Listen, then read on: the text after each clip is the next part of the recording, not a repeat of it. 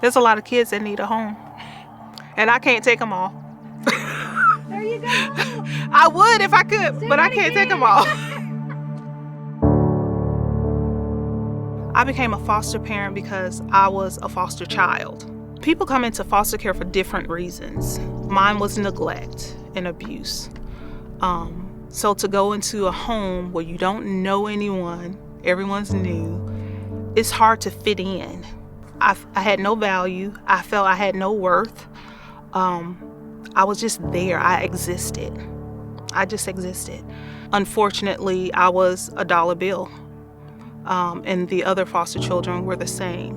But then the last home I went to before I went to the military was just phenomenal. That one home made up for all the years of the other 2 homes put together.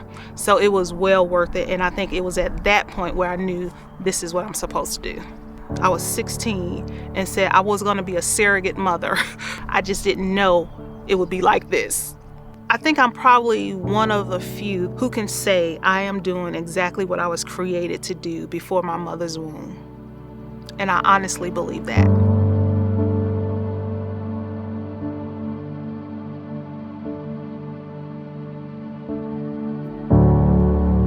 When they come through that door, they know from day one, somebody loves me. I tell them, now you're part of my family. You're just like one of my children. And I think doing that, it lets them know they are a part, they belong somewhere. That's crucial, especially to the young ones that come in, they've been abused physically, sexually, mentally, whatever it is. They need to know that there's a place for them. And God still has purpose for their life no matter what has happened to them. I very seldom ever look at a referral. I just trust God. My thing is if they call me, then more than likely it's a yes. I don't discriminate because I've learned that sometimes on paper things look one way, but it's amazing what love does to a person. It changes you, period.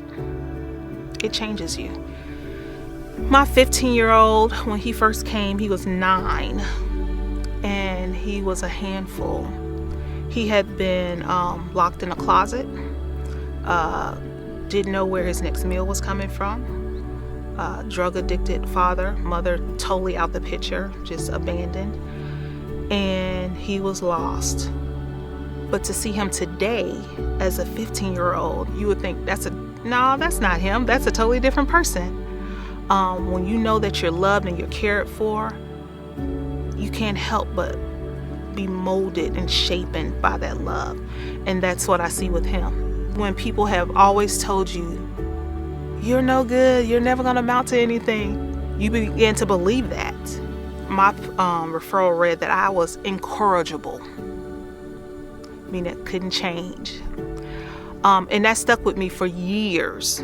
So when the boys come and there's certain behaviors on there and it just looks horrible, we lay out, okay, this is the behavior, this is how God addresses that. Or this is how people saw you, but this is how the Father sees you. Maybe they stole.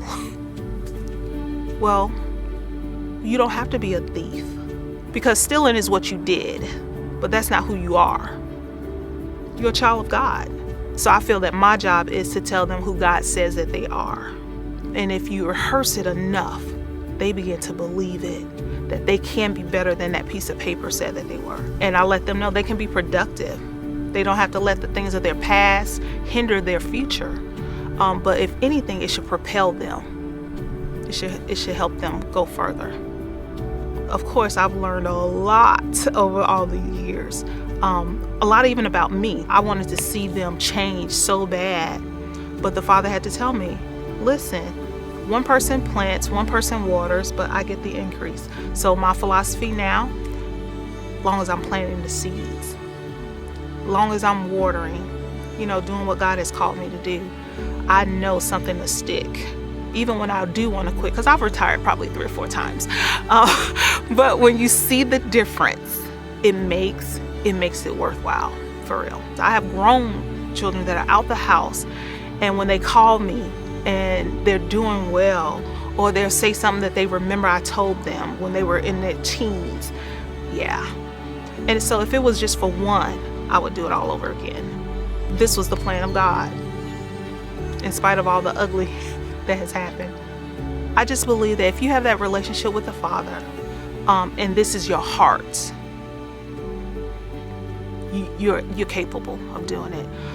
You may not foster 5, 10, but even if it's just one, you can make a difference. If nobody else, there was at least one person that loved me and took care of me and cared about me, and I was not just a number.